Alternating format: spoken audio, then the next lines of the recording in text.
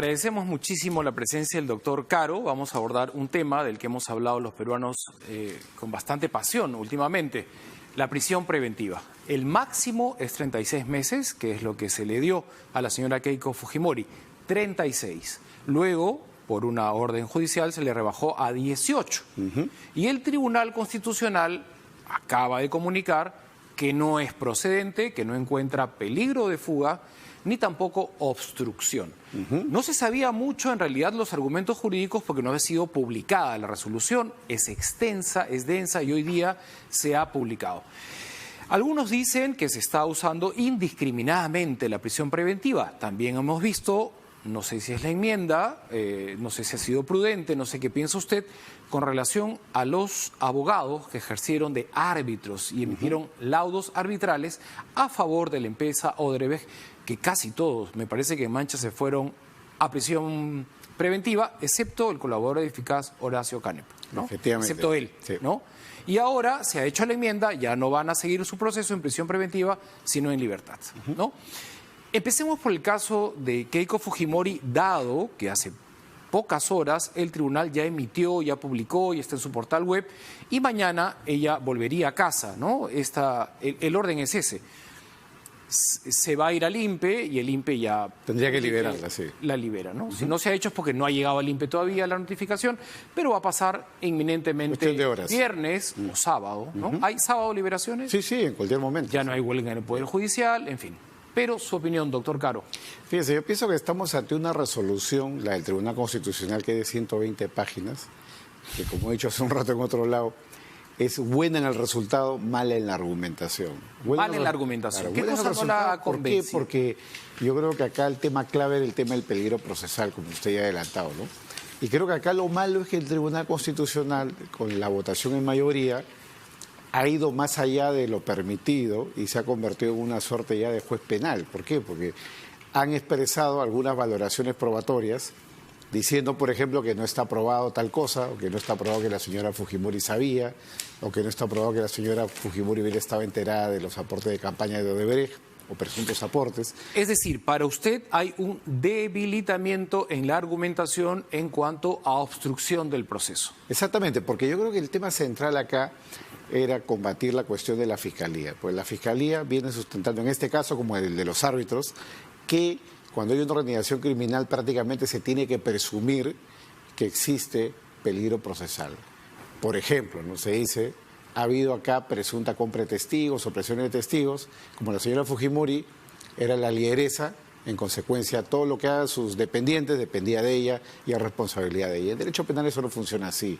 Incluso hablando de organizaciones criminales, Abimael Guzmán, que es el líder de la organización criminal más grande que hemos tenido en el país, Sendero Luminoso, no ha sido condenado por todo lo que han hecho sus súbditos. Él ha sido condenado por casos muy específicos donde se ha probado su autoría y participación. Lo mismo acá, entonces no se puede atribuir al presunto líder de una organización criminal todo lo que hagan sus dependientes. Eso, peor aún, si estamos hablando de una prisión preventiva. Una prisión preventiva tiene como la base el peligro procesal expresado por el propio imputado. Ahora, esto es inapelable. Estamos hablando de una resolución del Tribunal Constitucional que ya no la apela nadie. Así es irrevisable. Ya, el proceso va a seguir. Hay que ilustrar muchísimo, hay que ser pero minuciosos y hay que ser muy básicos como con manzanitas. No la han absuelto, el proceso continúa, pero lo van a seguir en libertad. ¿Usted considera que el riesgo de obstrucción continúa? Algunos tribunos no, y por eso votaron a favor, ¿no? Claro. ¿Dónde estaría el riesgo de obstrucción de ahora en adelante si Keiko ya no tiene congresistas? Cuando entró tenía una bancada, había un congreso activo, ¿no? Y ahora ya no hay congresistas. ¿Dónde observa usted que hay riesgo en el proceso de ahora en adelante en cuanto a obstrucción se refiere? Claro, lo que se argumenta, no es lo que yo pienso necesariamente, lo que se argumenta es que el riesgo de fuga o el riesgo de entorpecimiento de la actividad probatoria se mantiene. Y todo el mundo acude un poco a los ejemplos de farándula, y Nostroza huyó, Toledo huyó, y en cierto modo eso es una prueba de que el sistema policial no funciona bien, ¿no? Entonces, pero eso no se puede imputar o no se puede atribuir a cada uno de los procesados. Lo mismo, ¿no? Se dice, bueno, la organización criminal existió, no sabemos si todavía tiene algunos atisbos y por lo tanto puede seguir ejerciendo alguna influencia a nivel judicial. Y citan a Chávarri, por ejemplo, se dice Chávarri todavía está en funciones.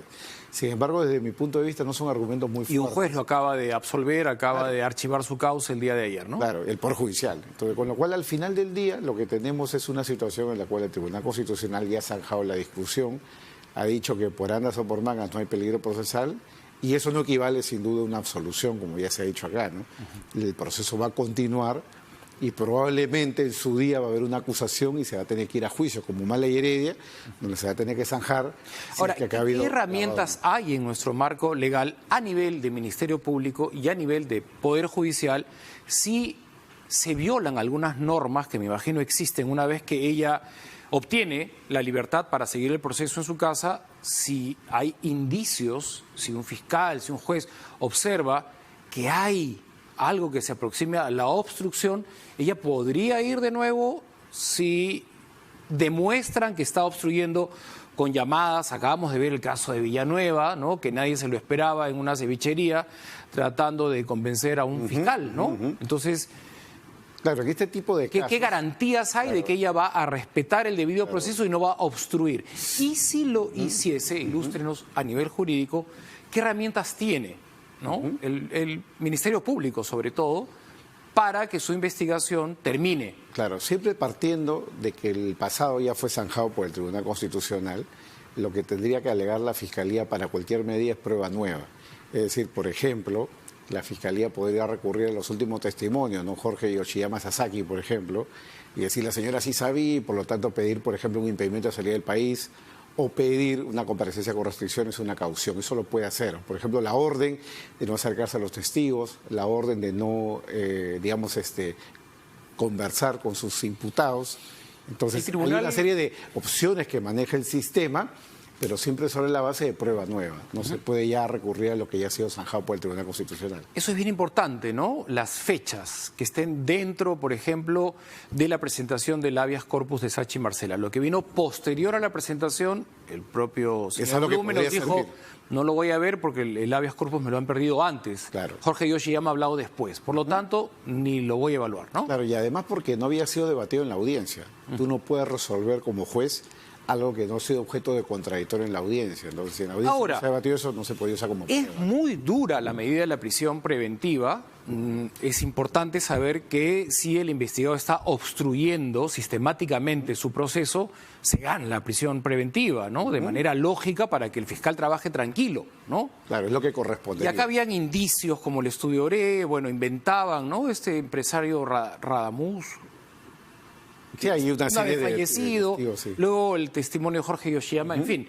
Pero es muy duro el tiempo que fue el extremo. ¿No cree que pasaron 12 meses donde prudentemente ya los fiscales tendrían que haber terminado de levantar las pruebas, porque finalmente está cumpliendo una prisión preventiva y habría que tomarse el menor tiempo posible también, por razones humanitarias, digo yo, ¿no? Y acá hay un tema central. O sea, irme a los 36 meses porque es el extremo. El éxito del caso Lavajato no se va a definir con una prisión preventiva, un allanamiento, un impedimento de salida del país. Se va a definir con condenas. Entonces, si la Fiscalía considera que la señora Fujimori ha cometido un delito, lo que tiene que hacer es acelerar la acusación, plantearla e ir a juicio, que es lo que se está haciendo con Humala y Heredia. Pero mire, por ejemplo, Humala y Heredia también tenían 36 meses de prisión preventiva, 18, y al final salieron al mes 9, a la mitad del tiempo, ¿no? Y lo que sucedió ahí es que ha pasado más de un año desde que han salido y hasta ahora ni siquiera empieza el juicio. Me parece que hay algo que usted ve con preocupación, al igual que muchos ciudadanos que están siguiendo esta conversación. Hay muchos casos en investigación. Obviamente estamos centrados en los más grandes, ¿no? Pero hay muchísimos casos dentro del Lavajato que están también con prisión preventiva. ¿Le va a dar tiempo a la Fiscalía para presentar las denuncias pertinentes, inclusive cumplidos los 36 meses y debidamente fundamentadas con el rigor jurídico que ameritan para que los jueces, sentencien, digamos, ¿no? Acá porque hay muchas cosas que nosotros solo estamos hablando de 2 o 3 casos, pero... Claro. Acá en verdad el plazo de 36 meses, por más largo que parezca, para efecto del trabajo de la Fiscalía es poco. Pero justamente con mayor razón la Fiscalía creo que en vez de plantearse solicitudes de prisión preventiva, lo que debería de afinar son los procesos, con la finalidad de que pueda cerrar la etapa de investigación y pueda pasar a la acusación y sentencia, ¿no? Pero en definitiva, estamos hablando de un Ministerio Público que tiene recursos limitados, ¿no? Un imputado se puede defender premunido de un conjunto de abogados, sobre todo si tiene poder económico y poder político, pero el Ministerio Público, así como atiende un caso, tiene que atender varios a la vez, ¿no? Eso, digamos, nos pone en una situación en la cual en teoría hay igualdad de armas, pero en la práctica no necesariamente, ¿no? Porque si bien la Fiscalía puede guardar pruebas, la Fiscalía puede allanar, puede pedir prisiones preventivas, por otro lado la defensa tiene la permanencia con la finalidad de poder ejercer los mecanismos respectivos y debilitar las imputaciones. Es decir, estamos acá finalmente ante un tema de equilibrio, que es lo central. No sé si aprovechando sus conocimientos me ayuda un poco a dilucidar sobre el caso de César Villanueva, que no tiene prisión preventiva, tiene prisión preliminar de 7 días y también está en condiciones perfectas de obstruir su proceso. Es más, lo hemos visto en la cevichería intentando persuadir a este fiscal y tiene una red todavía de contactos, ¿no?, activos políticamente, inclusive dentro del Ministerio Público. En ese caso, ¿no?, ¿se puede pasar de la preliminar a la preventiva? Claro, acá la imputación que hay contra el señor Villanueva es básicamente de tráfico de influencias y en ese contexto, considerando la pena que se le puede imponer, que es de 8 años, aunque rebajada a la mitad porque él tiene más de 65 años de edad, si a eso le añadimos otro tipo de cargos como enriquecimiento ilícito o abuso de autoridad, etcétera, lo que podría pasar es que él pudiera enfrentar un pedido de prisión preventiva. Y en este caso, el peligro procesal viene muy bien corroborado con esta fotografía, los seguimientos, las flagrante, ¿no? Creo. Claro, y en consecuencia es un candidato casi natural a una prisión preventiva. Y si la pidiera la Fiscalía, lo más probable es que el juzgado la decretaría, ¿no? Entonces, recapitulando, con respecto al caso Keiko, usted sí ha tenido la oportunidad de revisar las 120 páginas. A nivel jurídico no es una opinión subjetiva, es algo técnico, que usted no ha quedado con argumentos satisfactorios de parte de los tribunos que votaron a favor. Exactamente. Considera que son argumentos débiles, jurídicamente hablando. Claro, débiles, y debió haberse centrado la discusión más en el peligro procesal. Claro, es inevitable que las cosas se contaminen de política, no debería ser así. Claro. Deberíamos hablar estrictamente de lo jurídico y no de lo político, ¿no? Efectivamente. Y eso es lo que estamos tratando de hacer en esta conversación, que no tenga ninguna carga política, sino que desde el punto de vista jurídico, después de revisar minuciosamente las 120 páginas, usted dice, hay cosas débiles, frágiles, con respecto puntualmente al peligro procesal. O sea, no han tenido en cuenta la valoración de qué pruebas, por ejemplo, que usted considera que se han sido obstrucción de la justicia y para ellos no lo han sido. O sea, desde mi punto de vista el tema central era que se zanje de una vez esta teoría de la Fiscalía de que cuando hay organización criminal prácticamente se presume el peligro procesal. Ese era un punto clave para que la Corte Suprema lo toque. En el acuerdo plenario 1 del 2019 no lo hizo, y para que lo haga ahora el Tribunal Constitucional tampoco lo hizo. Hay atisbos, pero finalmente no se entraba en la cuestión de fondo y se ha ido a cuestiones periféricas, como el Tribuno Ramos, que dice no hay peligro procesal porque ya no hay Congreso, ¿no? Pero es un argumento muy circunstancial. Muy débil. Lo he dicho, claro, muy débil, ¿no?, desde mi punto de vista. Sí, y ahora lo que para los fiscales, ¿no?, José Domingo Pérez y Vela, por ejemplo, dentro del caso Keiko, no son indicios, sino son evidencias, ¿no? Lo del estudio ORE, usted lo maneja bien, que ahí entrenaban a gente, que la capacitaban para que finjan de donantes de la campaña, pero no lo eran, ¿no? Claro. Ese es un caso puntual, ¿no? Es un elemento del peligro procesal. Exacto, ¿no? Lo que ha dicho Jorge Yoshiyama también, ¿no? Que sí, Keiko sabía que la plata venía de Odebrecht y que ella estaba al tanto de todo y que manejaba cómo distribuirla y cómo pitufiarla. Eso lo ha dicho Jorge Yoshiyama. Para usted, eso no son indicios débiles, sino son evidencias de peligro procesal. Porque para el señor Blume era como que muy débil, no es suficiente como para privarla de su libertad. La libertad es algo sagrado, ¿no? Entonces, privamos de la libertad a un ciudadano cuando tenemos ya algo contundente, evidente. Claro, no algo que sea tan tibio. Ahí el tema clave para mí es la tesis de la Fiscalía. La Fiscalía dice en el estudio ORE pasó tal cosa, suponiendo que hubiera pasado, en la hipótesis que fuera así. Pero existe el estudio Orell, las personas tienen un DNI, tienen una edad real. Lo que dice la Fiscalía es como la líder de la organización criminal es la señora Fujimori, por lo tanto lo que pase ahí es responsabilidad de ella. Y esa parte no está muy bien sustentada. Ajá, y lo de Jorge Yoshiyama es igual, es un tema que no ha sido materia de la audiencia, no ha sido un asunto debatido, no ha podido haber contradictorio. Y si tú no te puedes defender de una prueba como un testimonio, eso no se puede usar en tu contra, ¿no? Entonces creo que por ese motivo el tema central era entrar a la discusión sobre si la organización criminal, cuando te la atribuyen y te dicen tú eres parte de la organización criminal, entonces se va a presumir que tú necesariamente vas a huir de la acción de la justicia o vas a perturbar la actividad probatoria. Creo que ese era el tema central.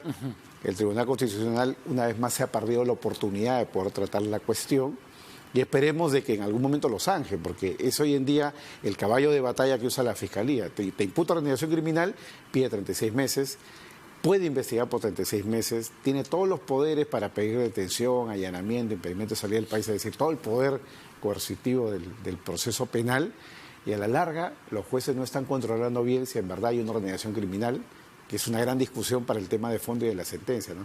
¿Era Fuerza Popular una organización delictiva tipo Sendero Luminoso? ¿O estamos hablando, por ejemplo, de una organización criminal dual, ¿no? Como Odebrecht, ¿no? Que por un lado construía carreteras y por otro lado tenía una caja de coimas, ¿no? Así es. Son temas para la discusión de fondo, ¿no? Muchísimas gracias, doctor Caro, por ilustrarnos, sobre todo para hablar al alcance de todos los ciudadanos y no en terminología jurídica. Muchas gracias. Ha sido muy valioso escucharlo. Gracias. Hasta una próxima oportunidad.